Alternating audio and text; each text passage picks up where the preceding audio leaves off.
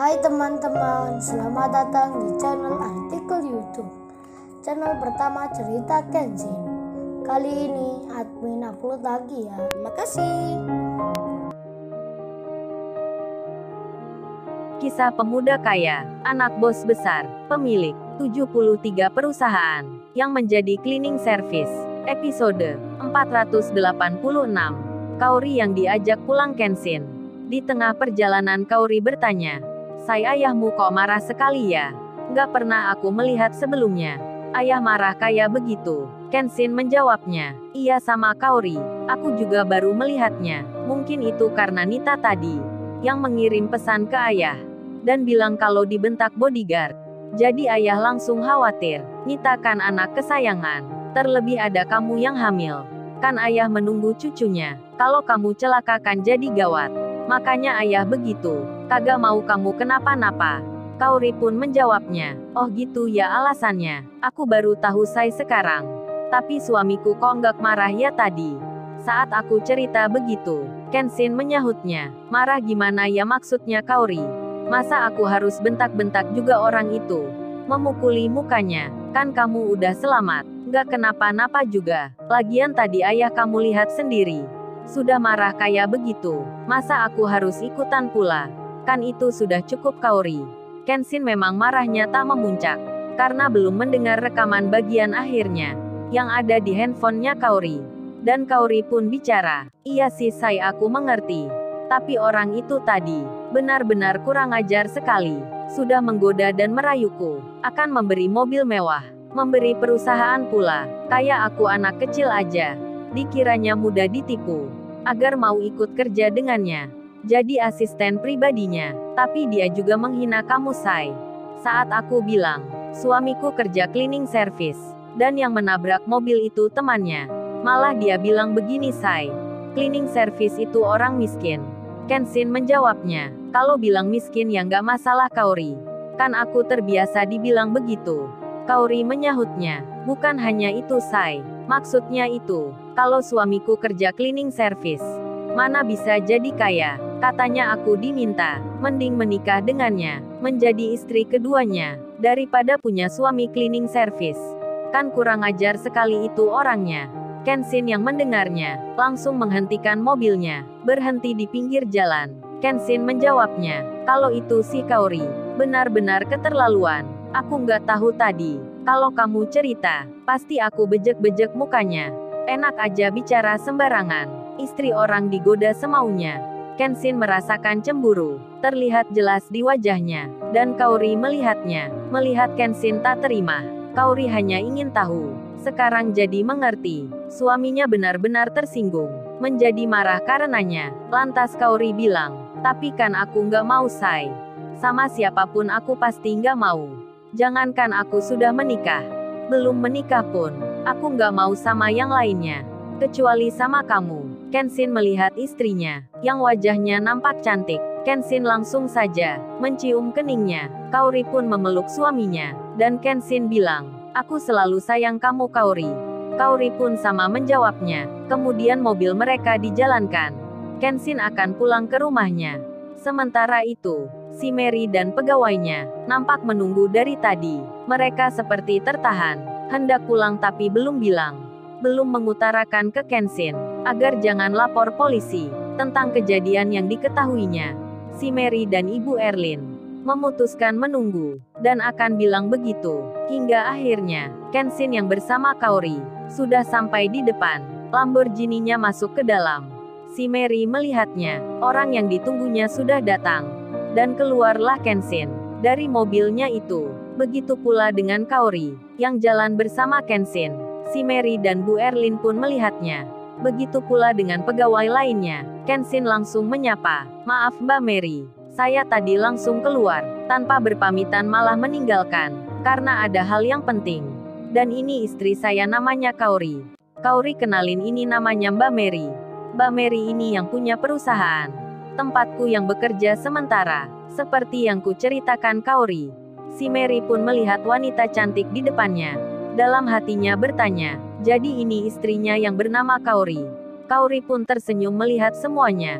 Dan Kaori kemudian bilang, "Oh ya sayang, Aku mau menemui Mama. Udah kangen nih seminggu nggak bertemu. Kenshin menjawabnya. Mama ada di belakang Kaori. Tadi ikut memasak makanan. Oh ya Kaori, entar jangan cerita tentang Nita ya. Karena nanti Mama jadi kaget. Biar Nita sampai rumah dulu.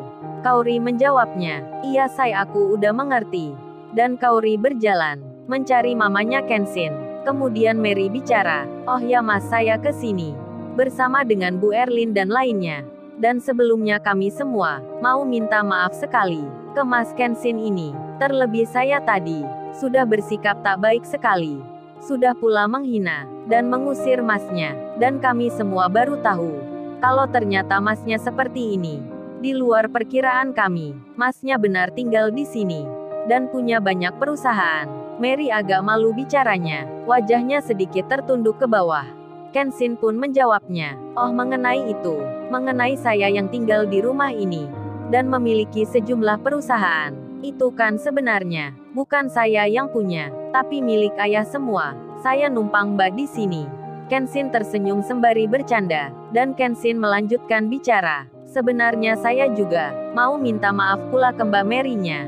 Karena sudah menyamar kerja di perusahaan milik mbaknya. Sebab waktu itu, saat perjalanan akan pulang, secara tak sengaja, ketika saya istirahat, membeli es di pinggir jalan, saya mendapat cerita dari penjual es itu. Katanya keponakannya yang kerja di perusahaan milik mbaknya, merasa ditipu dan dibohongi. Masuk kerja diminta bayar, tapi belum sebulan dia sudah keluar.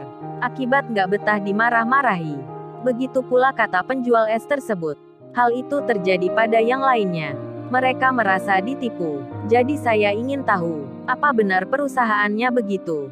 Dan hasilnya ternyata benar. Kenshin tersenyum melihat Mary. Dengan bicara jelas sekali, menyinggung praktek penipuan yang ada di perusahaan miliknya. Mary pun deg-degan hatinya.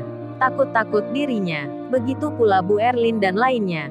Ketika mendengar ucapan Kenshin, yang tak segan mengatakan, perusahaan tempat kerjanya menipu, semua pun jadi terdiam, merasa ketakutan, hingga Kenshin bertanya, oh ya mbaknya tadi ke sini, maksudnya ada keperluan apa ya?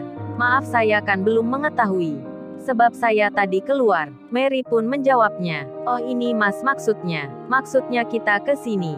Sebenarnya, kita itu mau bicara. Tiba-tiba Mary terdiam. Belum melanjutkan bicaranya. Mary masih ragu-ragu. Apakah akan diterima permintaannya ke Kenshin? Sedang baru saja ia mendengar. Kenshin dengan jelas mengatakan, ada praktek penipuan di perusahaan miliknya. Mary yang masih terdiam. Kenshin pun bertanya, Mary sayang, kamu sebenarnya mau bicara apa? Katakan saja jangan malu-malu. Waduh lo kok bisa? Kenshin memanggil sayang ke Mary. Rupanya itu selintas bayangannya Mary saja, yang tiba-tiba merasa seolah mendengar panggilan itu. Sebab sebelumnya, Kenshin memanggil sayang ke Kaori. Jadi terdengar sebutan itu, seperti ke namanya. Terbawa di tengah cemasnya, Kenshin sampai bertanya lagi, oh ya Mbak Mary mau bicara apa ya? Kenshin tersenyum melihat Mary, dan si Mary langsung tersadar. Segera saja ia bilang, oh ini Mas maksud kami. Mengenai hal yang Mas sebutkan tadi. Perusahaan kami memang benar begitu. Tapi kami akan ganti semua. Maksudnya akan kita kembalikan uang yang kami terima itu pada masing-masing pelamar kerja. Baik yang kemarin, maupun yang sudah-sudah. Kita akan bayar semua. Meski nanti kita akan menjual aset perusahaan kami. Dan mungkin terjadi pemutusan hubungan kerja massal, asal Masnya nggak melaporkan polisi tentang kejadian di perusahaan kami. Kalau Masnya lapor polisi, saya khawatir para warga di situ akan main hakim sendiri dan merusak perusahaan kami. Jadi biarlah saya akan membangunnya. Seperti di awal lagi, kerugian besar pun akan kami tanggung, asal kita nggak terkena hukum. Kenshin yang mendengarnya, langsung saja menjawabnya, oh gini Kaori, salah maksudnya Mbak Mary. Seketika itu juga, semua terkejut jadinya, mendengar Kenshin salah menyebut nama. Kemudian Kenshin melanjutkan bicara, begini Mbak Mary, saya nggak ada maksud dan tujuan untuk melaporkan perusahaannya Mbak Mary. Jadi mbaknya sudah salah mengira, salah paham tentang itu. Terlebih lagi Mbak Mary sudah bicara, akan mengembalikan uang dari para pelamar kerja. Jadi saya rasa itu sudah selesai. Dan mengenai pemutusan kerja massal yang ada di perusahaan mbaknya, karena kehabisan dana untuk mengembalikan uang pelamar kerja, baiknya Mbak Mary nggak usah lakukan. Mbak Mary juga nggak usah menjual aset-aset perusahaan miliknya. Bukankah Mbak Mary membaca selebaran yang saya berikan tadi? Mary pun belum mengerti, jadi bingung dirinya melihat Kenshin yang bicara seperti itu. Lalu, bagaimana kisah selanjutnya? Subscribe channel ini untuk episode berikutnya. Terima kasih. Jangan lupa ya guys, untuk kelanjutan ceritanya ada di channel Artikel YouTube. Jangan lupa subscribe ya guys, dan tekan notifikasinya